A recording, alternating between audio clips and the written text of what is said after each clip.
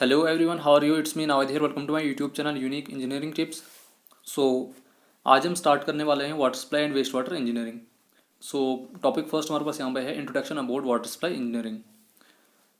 The primary needs of human beings are air, food and water. It plays an important role in making our daily life comfortable and luxurious. ये तो basic है. Primary needs जो human beings की है वो है air, food and water. और इसमें से सबसे जो मेन इंपॉर्टेंट रोल प्ले करता है वो है water. It makes our life comfortable and luxurious.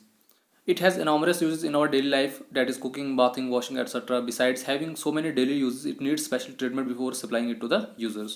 So in general अगर हम देखेंगे वाटर के enormous uses है in our daily life, but water को हमें ट्रीट करना पड़ता है before its actual use. Next हम यहाँ पे डिस्कस करते हैं what is water supply engineering. The branch of civil engineering which deals with the supply of water for various purposes, that is domestic, public, industrial and commercial in a systematic way. So water supply engineering क्या एक ऐसी branch है civil engineering science की जो हमें water को distribute करने में हेल्प करती है एक सिस्टमेटिक तरीके से for domestic, public, industrial and commercial purposes. It supplies purified water to the public. In this field, the engineer has to design, construct, and operate public water supply system. The various aspects under this field are source of water supply, purification of water, distribution of water to the public. All these three main steps comes under water supply engineering. अब next हम यहाँ पे discuss करते हैं why just we need to develop water supply system. अब water को distribute करने के लिए हमें वाटर सप्लाई सिस्टम क्यों ज़रूरी है. अब देखो अगर हम एंशियंट टाइम की बात करेंगे वाटर को सप्लाई किया जाता था from wells, springs etcetera. But in modern area due to increment in population this was not sufficient to meet the public demand. अब मॉडर्न एरिया में पॉपुलेशन ज़्यादा होने की वजह से वेल्स और स्प्रिंग से वाटर रिक्वायरमेंट ऑफ पब्लिक जो है वो फुलफिल नहीं हो सकती थी. So in order to overcome this problem we need to develop a system to fulfil the public demand and the system is called water supply system. So इस problem को overcome करने के लिए वाटर सप्लाई सिस्टम को develop किया गया so that कि public water demands को फुलफिल किया जाए. अब इसकी इंपॉर्टेंस क्या है. It supplies water to the public for domestic purposes. Water supply system के थ्रू ही पब्लिक को वाटर डिस्ट्रीब्यूट किया जाता है for domestic purposes. It supplies fresh and clean water. It supplies water for irrigation purposes. It supplies water for fire extinguishing purposes.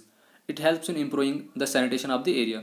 Obvious सी बात है जब वाटर को हम प्रॉपर्ली डिस्ट्रीब्यूट करेंगे तो एरिया के सैनिटेशन में भी हमें काफ़ी ज़्यादा हेल्प कर सकता है. It minimises the chances of water burn diseases.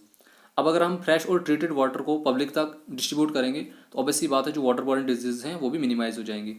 It increases job opportunities. Obvious सी बात है अब वाटर सप्लाई सिस्टम को एक प्रॉपरली ऑपरेट करने के लिए लेबर चाहिए, मैन पावर चाहिए, तो उससे लोगों की जॉब अपॉर्चुनिटीज़ भी बढ़ जाती हैं. It generally fulfils the demand of public in peak hours. Peak hours में भी वाटर सप्लाई सिस्टम से हम पब्लिक की डिमांड को फुलफिल कर सकते हैं. नेक्स्ट हम यहाँ पर डिस्कस करते हैं क्वांटिटी ऑफ वाटर रिक्वायर्ड और वाटर रिक्वायरमेंट्स. अब लोगों तक हमने पानी को डिस्ट्रीब्यूट करना है, पब्लिक तक हमने पानी को डिस्ट्रीब्यूट करना है. कितना अमाउंट ऑफ पानी हमने पब्लिक को डिस्ट्रीब्यूट करना है वो हम इसमें डिस्कस करते हैं कि क्वांटिटी ऑफ वाटर को हम कैसे फाइंड आउट करते हैं. It's the primary need for any engineer before designing any water project. किसी भी वाटर प्रोजेक्ट को डिज़ाइन करने से पहले क्वांटिटी ऑफ वाटर निकालना ये प्राइमरी नीड है हर इंजीनियर के लिए. वाटर रिक्वायरमेंट कितनी ज़रूरत है किसी भी एरिया में ये अगर पता होगी उसके बेस पे ही किसी भी वाटर प्रोजेक्ट को डिज़ाइन किया जा सकता है. It will surely help the engineer to determine the size of various works, that is treatment plants, distribution system, etc.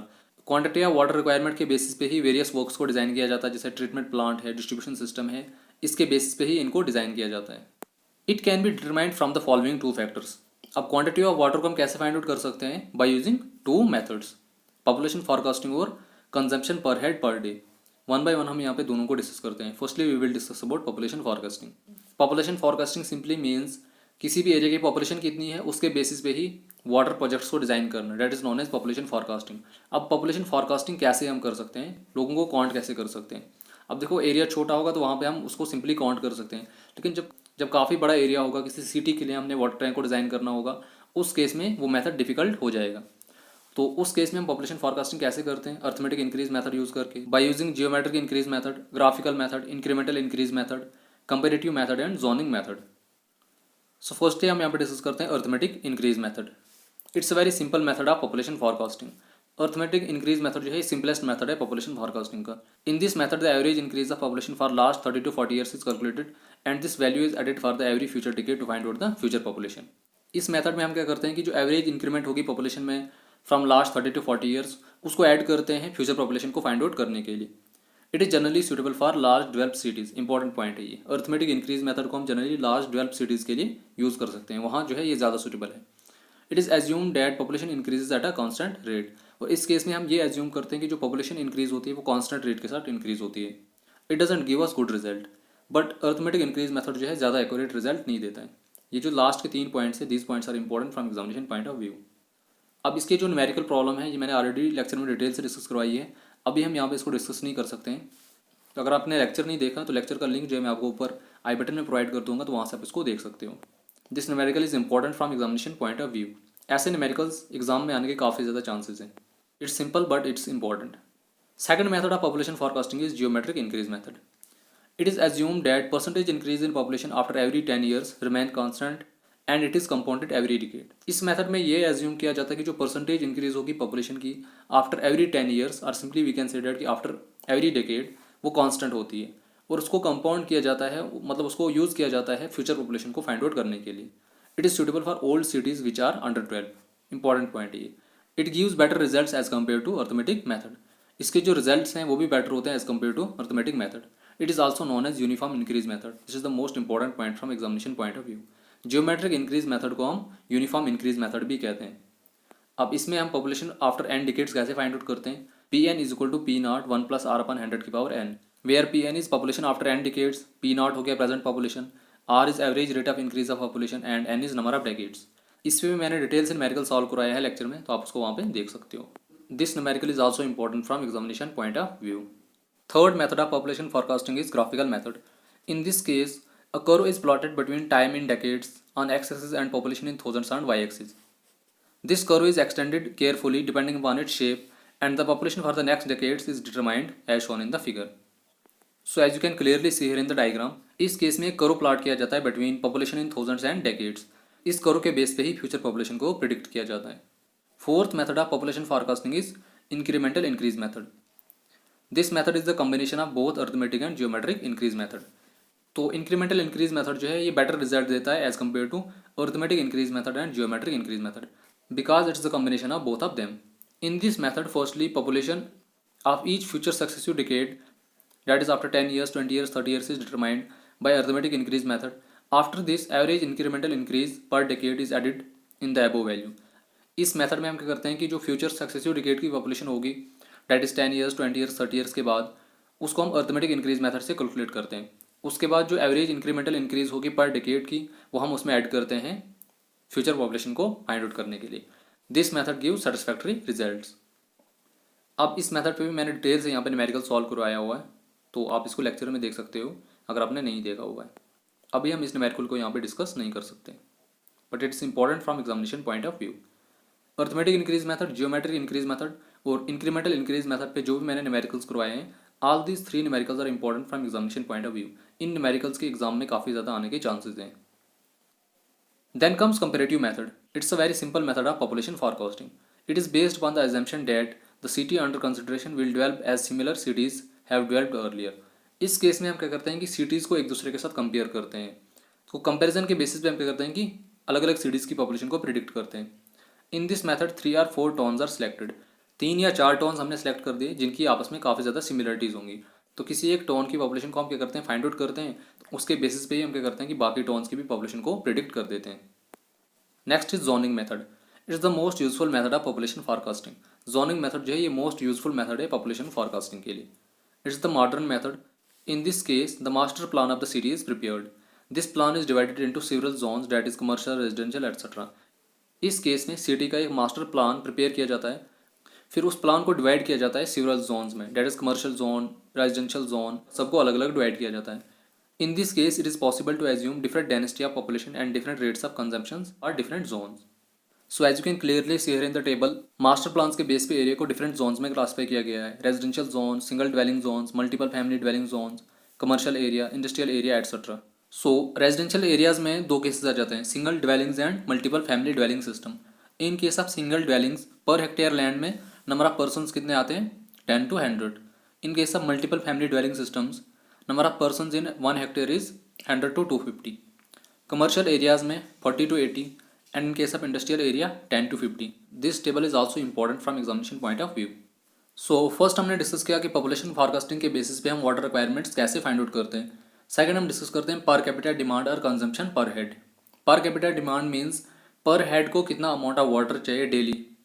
On the basis of that per head requirement we generally find out the total water requirements of that area. Water is used for various purposes in a community.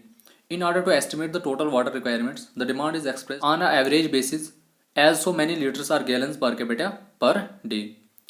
If P is the total population of any area and Q is the total water requirements, then per capita demand will be equal to Q upon P into 365 liters per day. So let करो कि किसी area की population P है और Q जो है वहाँ की टोटल वाटर रिक्वायरमेंट्स है। तो अगर हमने वहाँ की पर कैपिटा डिमांड फाइंड आउट करनी होगी, पर capita demand means per head को कितना अमाउंट ऑफ वाटर चाहिए डेली वाटर रिक्वायरमेंट्स के बेसिस पे। So it can B obtained by using this relation. The requirements of water for various purposes is, अब एक सिंगल पर्सन को एक दिन में कितना पानी चाहिए डिफरेंट डिफरेंट पर्पसेज के लिए। This table is most important from examination point of view. अगर हम यहाँ पे बात करेंगे water requirements for domestic purpose per capita per day, cooking के लिए 5 लीटर्स चाहिए, ड्रिंकिंग के लिए 5 litres, bathing 50 litre, washing of clothes 25 litre, washing of utensils 15 litre, cleaning of places 10 litre, flushing के लिए 25 litre. So total water requirements per capita per day कितना चाहिए एक सिंगल पर्सन को, 135 लीटर्स। अगर हम यहाँ पे बात करते हैं इंडस्ट्रियल एंड कमर्शियल यूज़ के लिए कितना पानी चाहिए, 20 से लेकर 25% of total water requirements. Public use के लिए 10% चाहिए टोटल वाटर रिक्वायरमेंट्स की। फायर डिमांड के लिए 15 लीटर पर कैपिटा पर day. Losses and vestiges 50 litres per capita पर day. So therefore total quantity of water required is, domestic purpose के लिए कितना था 135 litre per head per day. Second इसमें है इंडस्ट्रियल एंड कमर्शियल पर्पज़ के लिए है 45 litre per head per day. Public use के लिए है 20 litre per head per day. Fire extinguisher के लिए हो गया 15 litre per head per day. Losses and wastages 55 litre per head per day. So the total water requirements including all the purposes that is domestic purpose, industrial purpose, public use, fire extinguishers, losses and wastages per head per day के हिसाब से कितना चाहिए 270 litres per capita per day. Next हम यहाँ पर discuss करते हैं variations in per capita demand in India. So अगर पॉपुलेशन जो है ग्रेटर देन 10 लाख है किसी भी एरिया की, सो वहाँ की जो पर कैपिटा डिमांड होगी per head per day, it generally varies between 240 to 270 litre per head per day. अब अगर पॉपुलेशन ग्रेटर देन 5 लाख है बट लेस देन 10 लाख है, पर कैपिटा डिमांड पर हेड पर डे इज 210 से लेकर 240 litre. If the population lies between 2 to 5 lakh, simply means that greater than 2 lakh but less than 5 lakh, its value is 180 to 210. If the population is greater than 50,000 but less than 2 lakh, its value varies in between 150 to 180 liter. If the population is greater than 20,000 but less than 50,000, then the values vary between 100 to 150 liter. If the population of an area is less than 20,000, then the per capita demand per head per day is 100 liter. This table is also important from examination point of view. Next हम यहाँ पे discuss करते हैं what are the factors that affects per capita demand of an area. In India the demand में varies from 100 to 300 litre per head per day. India में जो पर capita demand है वो 100 से लेकर 300 litre per head per day very कर सकती है। अब कौन कौन से फैक्टर्स है जो अफेक्ट करते हैं पर कैपिटा डिमांड पे? साइज ऑफ सिटी है, अब क्लाइमेटिक कंडीशंस क्या है एरिया की, habits of people, industries in the area, number of industries ज़्यादा होंगी पर कैपिटा डिमांड ज़्यादा होगी, नंबर ऑफ इंडस्ट्रीज कम होंगी पर कैपिटा डिमांड कम होगी। मेथड ऑफ चार्जिंग पे भी डिपेंड करती है, sanitation facilities, quality of water, cost of water, system of supply etcetera. I don't think इन पॉइंट्स को यहाँ पे डिस्कस करने की ज़रूरत है, ये नाम से ही पता चल जाते हैं। Then comes factors affecting losses and wastages. अब लॉसेज और वेस्टेजेस में कौन कौन से फैक्टर्स अफेक्ट करते हैं? Joints in pipes. अब अगर जॉइंट्स इन पाइप्स जो होंगे वो प्रॉपर्ली सील्ड होंगे तो लॉसेज एंड वेस्टेजेस कम होंगे।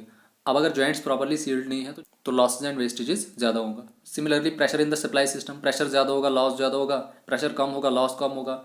Method of applying of water क्या है, मेथड ऑफ चार्जिंग क्या है, illegal connections, this all are the factors which affects losses and wastages. Next is variation of demand. Important point है ये भी एग्जामिनेशन पॉइंट ऑफ व्यू से। Demand में variation किन बेसिस पे आती है? वाटर डिमांड में हमारे पास जनरली 3 टाइप्स की वेरिएशन आ जाती हैं, seasonal variations, monthly variations, daily and hourly variations. अब सीजनल वेरिएशंस की अगर हम बात करेंगे, विंटर सीजन में वाटर रिक्वायरमेंट्स कम होती है as compare to summer season. Monthly variations की अगर हम बात करेंगे, अब कुछ ऐसे मंथ्स होते हैं जिनमें फेस्टिवल्स वगैरह होते हैं, वहाँ पे वाटर रिक्वायरमेंट्स हमें ज़्यादा होती है as compare to the other months.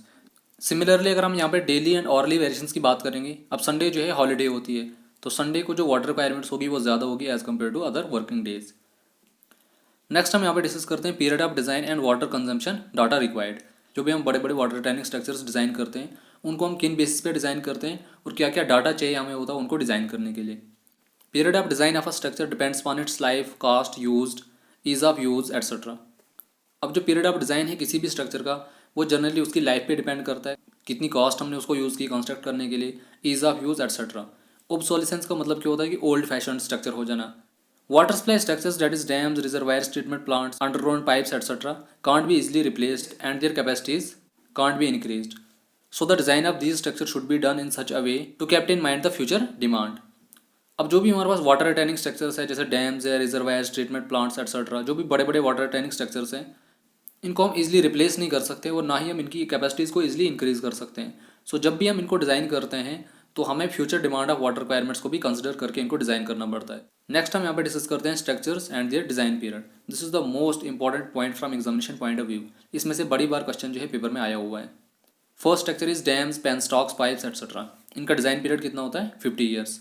Wales, filter units etcetera 25 to 35 years. Pipes having dia greater than 300 mm. Their design period is 25 to 30 years. Pipes having dia less than 300 mm 50 to 20 years. Clean water service reservoir 15 years. Distribution system pipes 30 years. Electric motor and pumps 15 years. Water treatment units are simply known as water treatment plants. 15 years इनका design period होता है. I am repeating again. All these 8 points are most important from examination point of view. Next हम यहाँ पे discuss करते हैं water treatment. अब जब भी हमने वाटर को सप्लाई करना होता है पब्लिक तक, तो उसको सप्लाई करने से पहले एक स्पेशल ट्रीटमेंट की जरूरत होती है, so that it will be a fit for public use. Pure water is never found in nature. It is said to be absolutely free if it contains 2 parts of hydrogen and 1 part of oxygen. Present scenario में pure water जो है काफ़ी मुश्किल से मिलता है. Water को हम एब्सोल्युटली फ्री फ्रॉम इम्प्योरिटीज तब कह सकते हैं if it contains 2 parts of hydrogen and 1 part of oxygen by volume and nothing more, simply known as H2O. But it contains lots of impurities when it reaches on the surface of Earth's surface, that is silt, organic and inorganic impurities, bacteria etc., which are harmful to the human health. अब जैसे ही water जो है earth surface की तरफ आता है, lots of impurities जो है उसके साथ मिक्सअप हो जाती है. अब वो ऑर्गेनिक इम्प्योरिटीज़ भी हो सकती है, इनऑर्गेनिक भी हो सकती है, bacterias etcetera which are harmful to the human health.